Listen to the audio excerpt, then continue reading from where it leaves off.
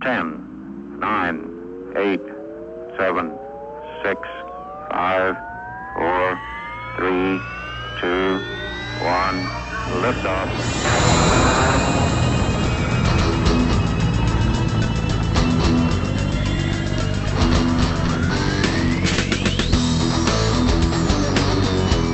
Better believe it, I promise I do deliver. How the hell are you? What day of the week is this? It's Sunday. 20th day of July, calendar year 2025, live from the Beer Hog in beautiful Pelham, Alabama. Yes, I'm actually using the words beautiful and Pelham in the same sentence. I'm just kidding. It's a beautiful day in Pelham. Go figure that one out. Welcome into Beyond Ringside Live. Here's truly the Magic City Motor Mouth, Fast Eddie Layne. Upside down, inside out, and trying to figure out which direction out of the possible 72 could be classified as up right now. Thank you to everybody tuning in live through BeyondRingside.com, ProWrestlingRadio.net, and all the different methodologies. Right now, Shane Knowles in the middle of a trivia contest, the semifinals of a trivia tournament. Looking forward to finding out if they're going to make it to Cahaba Brewing next week for the state finals. Right now, Greg Troxel on the road. Mark Mabo Bowman, sinus infection. Yes, I just said that. A lot of things going on. Had some surprises coming on board this week, and unfortunately, life got in the way, which is perfectly acceptable and normal. And before I go any further, I know he's over across the room from me shooting pool right now. Our GM down here at the Beer Hog, Ian Johnson, celebrating a birthday this afternoon. May just try to drag his happy butt over here before it's over with. A lot to unpack from the week that was, coming out of one of the biggest weekends, getting ready to head for another one. Slammiversary from TNA Wrestling. On the air as I'm speaking right now. Unfortunately, I do not have it on directly in front of me, which, not able to put it through to their big quad screen here in the game room. I will be watching the replay and have a full recap coming up a little bit later in the week. We'll do it on Wednesday when Shane and I take the airwaves in our regular time slot. Yeah, it was more of a surprise to try to be down here today. That's why I didn't openly advertise everything, but for everybody listening in through the server right now, greatly appreciated. And surprise! Gotta love it when this happens. Speaking of, well, it's not really a surprise because it's been publicized for about a week, and that would be AJ Styles making a return to TNA Wrestling tonight for Slammiversary. I would love to be able to see that live. I will be just as happy to see it on replay. It's been a long time coming, and this is one of the things that I was hoping for when the agreement between WWE and TNA came to fruition. I've been a little bit cautious in the way that I've approached the way I look at this, due to the fact that I don't want to come across overtly negative. Knowing in past days how situations have worked out when WWE has had some kind of quote-unquote agreement with another company, especially to do things on air. It's one thing for them to have a member of the roster or even a champion come on board during Royal Rumble weekend. Those have almost become, cool, who's it going to be this year? Which I am all over that idea. Always have been, always will be, when you're able to open that door.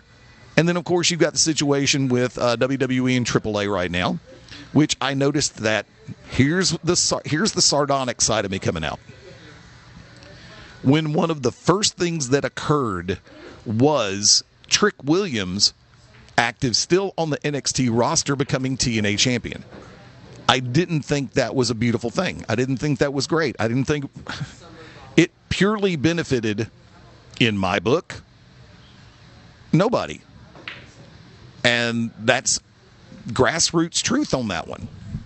Because when you have a company that has survived and thrived and has done well and has been in the process of building more and more and more momentum, it comes down to the fact of when you do that type of crossover and someone who's not naturally a part of that company becomes their champion, what does that say about the rest of the roster? What does that say about the current champion that he loses to someone from another promotion?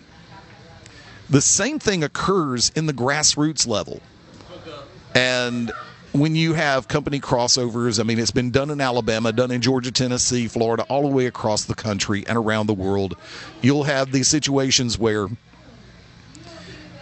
two companies are doing well, but they always feel they can do better. And they don't really cross the streams as far as the fan bases go, or even if they do, you do it on different weekends to where, okay, you're not promotion A isn't forcing fans that would be going to their show as well as promotion B to pick between the two. And the good thing about the overall scenario is you do it on different weekends. I think I just said that. I was being waved at. Zach Giles from here at the Beer Hog coming over to wave and say hi.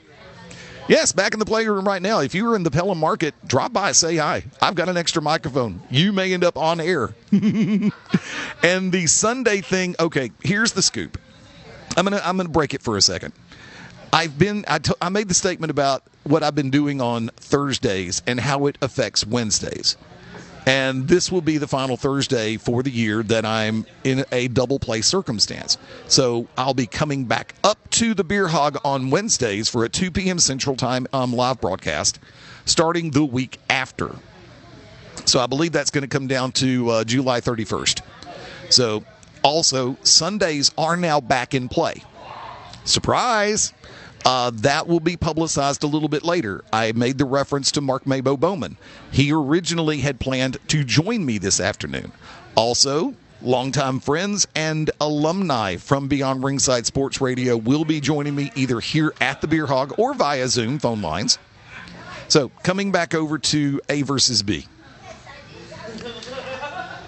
When you have, if you want to call NXT bigger than TNA, you'd be wrong. If you call TNA bigger than NXT, by durability alone, you'd be right. Because the overall scenario is one has been around substantially longer than the other, albeit name change in play. It comes down to, yeah. Now, you've had eras in TNA, or Impact if you want to, that will have people go, man, they should have just pulled the plug. No, they shouldn't have. No, they shouldn't have. Every company goes through bad times. Every company goes through down times. You always look for a way to rebuild, reset, reorganize whatever phrase you want to, or word you want to put in there. And you find a way to get out of the hole that you've dug yourself. I'm going to not mention the unholy alliance that hurt TNA Impact more than it helped. It laid down groundwork to a degree to get out of a hole that was being built. But y'all know, longtime wrestling fans know the era I'm talking about. And no, I don't blame it on aces and eights. I really don't. I blame it on the front office of TNA Impact Wrestling, plain and simple. Because when I'm really trying to avoid doing a deep dig on that one because I don't want to overtly bury. I'm happy where we are right now. TNA has got a great roster, stacked top to bottom, knockouts division, X division, straight up heavyweight division, tag team division, all of the above. So tonight you're going to have that triple threat, where it's going to be Mike Santana, Joe Hendry, Trick Williams, Trick defending.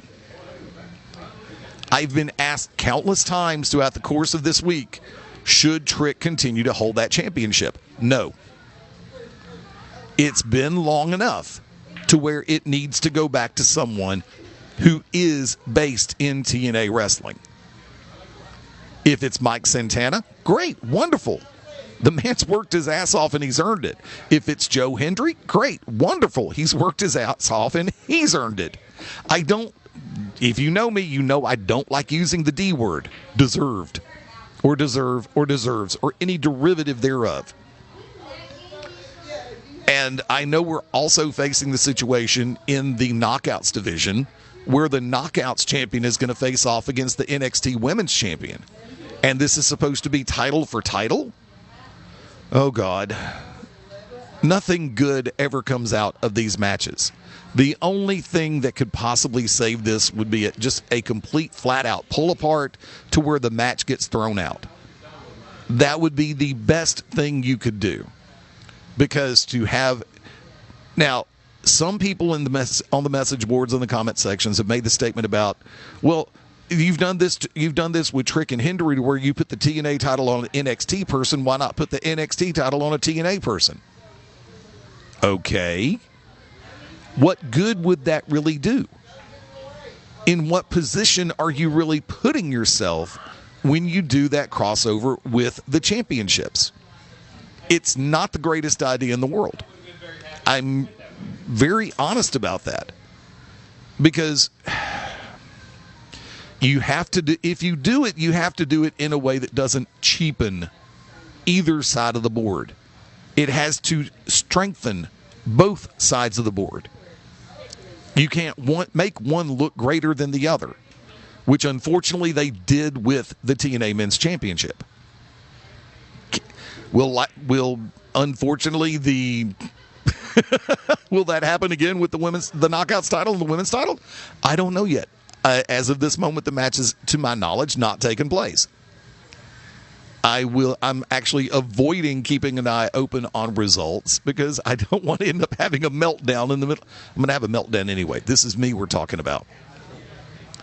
Speaking about having a meltdown, let's go ahead and cut to this Friday Night SmackDown. The Cody Rhodes John Cena segment. Oh, God. This one will go down as probably one of the 10 worst in WWE history. It really just did nothing for the overall scenario. You've got a lot of people who were sitting back going, ooh, it's the beginning of a Cody heel turn. He didn't take it. Da-da-da-da.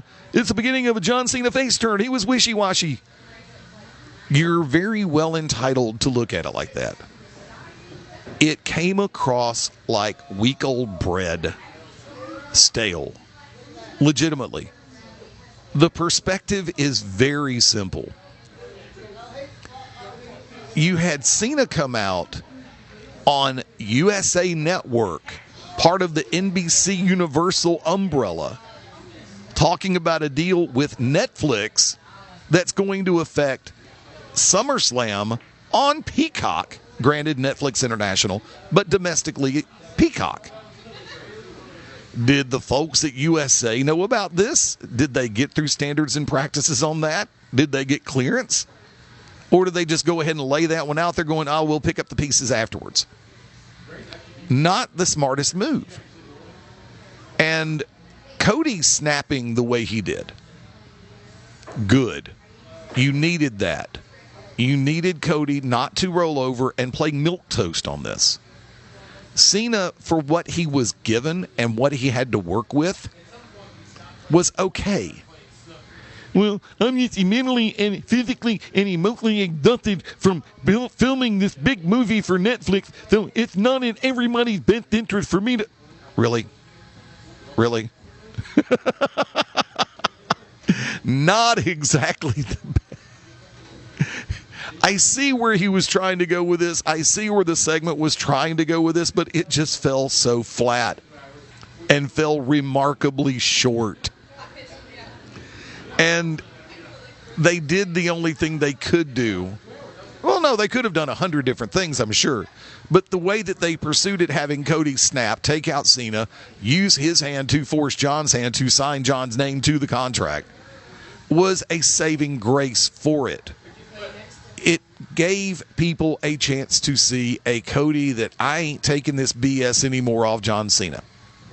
You want to kick me in the nuts and hit me in the head with the title, guess what? I can return the favor. You're going to endanger a championship match that I'd earned by winning King of the Ring, da-da-da-da-da-da. You're going to endanger the SummerSlam main event 2 weeks out.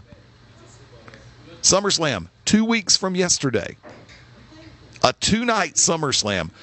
Oh, wow. Hard segue sidebar, kids. Please tell me how they are going to book out a 2-night SummerSlam to the level that it is going to... If they pull this off, I will be extraordinarily impressed. The scenario with Punk going over in the gauntlet to face off against Gunther. One, I don't think they're going to take the belt off of Gunther, especially not after what happened with Goldberg. There was a decent match, good match. Not going to complain about that. Not in the least. Goldberg went longer in his retirement match than he did in half of his regular appearances. But I don't believe that CM Punk is going to win the World Championship from Gunther. They have done nothing. Well, I know we've still got 2 more Raws. We've got tomorrow night. We've got the Monday after that before SummerSlam. But they are going to have to work big time to get Punk in a position where people believe that he is capable of winning the World Championship from someone like Gunther. I have no issue if they play this right and find a way to get everyone emotionally invested. Do I think this is going to be a stellar match? It has potential. Punk has shown he can work with any style. And Gunther being a throwback, grassroots, down-to-earth, ground and pound. When's the last time you saw Gunther do a moonsault? And if he has, how many times has he done one? So this is going to be yet another match where they will have to rely on psychology. And speaking of psychology, oh boy, let's stick with SummerSlam for a minute and the build therein. I completely and totally respect and appreciate the fact that they did a setup on one of the late night talk shows. I wish they would have picked a better show. If nothing else, remembering that USA is a part of the NBC Universal Network, I thought it would make more sense to put it on Fallon than that other show, the one they went on. I don't have anything whatsoever because that person just has not been funny in years. And I'm just going to say it point blank. I think Jimmy Kimmel is still doing the Man Show apology tour 100 years later. He's compromised his comedy. He's not funny. And trust me, I'm the expert on being not funny. So for me to say somebody's not funny, that's pretty damn straight up. So I don't know how he's managed to hold on to that show. I do know the fact that Stephen Colbert's contract is not being renewed. And for all of the... heavy sigh of disgust. I almost wish I could do that. Sheldon snorting derisively.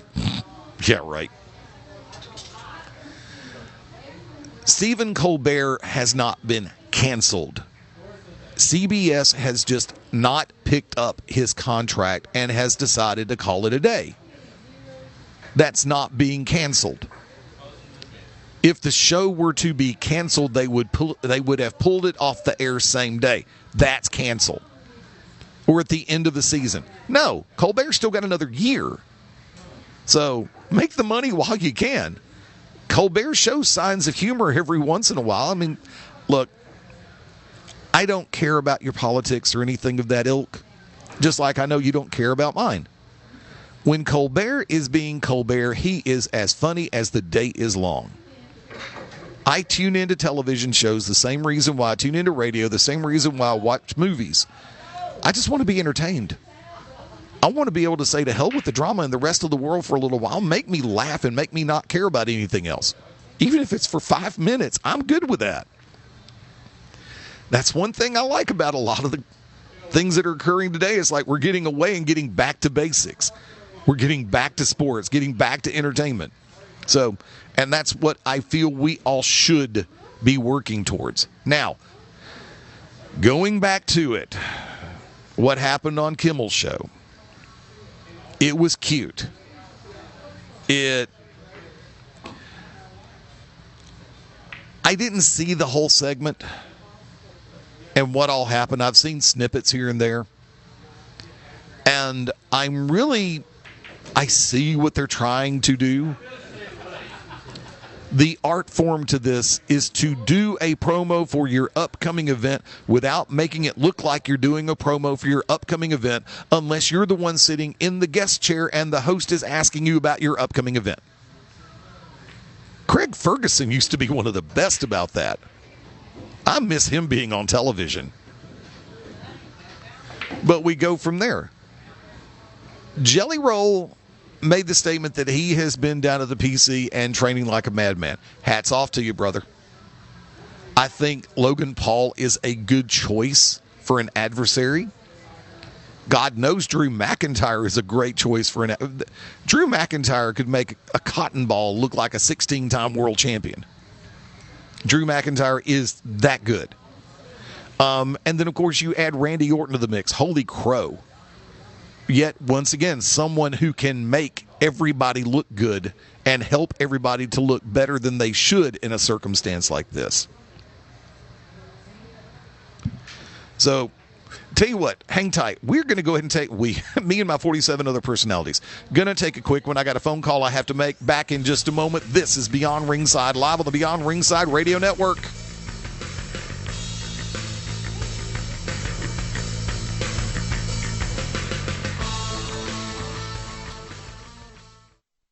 This is Brian Alexander the Great. You're locked into Beyond Ringside. Hi, this is the Dark Child Chance Prophet, NWA National Heavyweight Champion, and you are locked in to Beyond Ringside. Hi. When planning your next party or special event, insist on the best. Full Range Entertainment is a professional entertainment company providing a full range of services. From professional disc jockeys and MCs to catering and photography, when the details of your special day must be perfect, call us first. Wedding receptions, corporate parties, school functions, birthday celebrations, and more. We also have Birmingham's largest selection of karaoke tracks available. With over 40 years combined experience, Full Range Entertainment can provide you with the talent and professionalism you need and deserve to make your next event one you'll never forget. For more information on the full range of services we offer, call 533-HITS. That's 533-HITS. Or check us out on our website at fullrangeentertainment.com.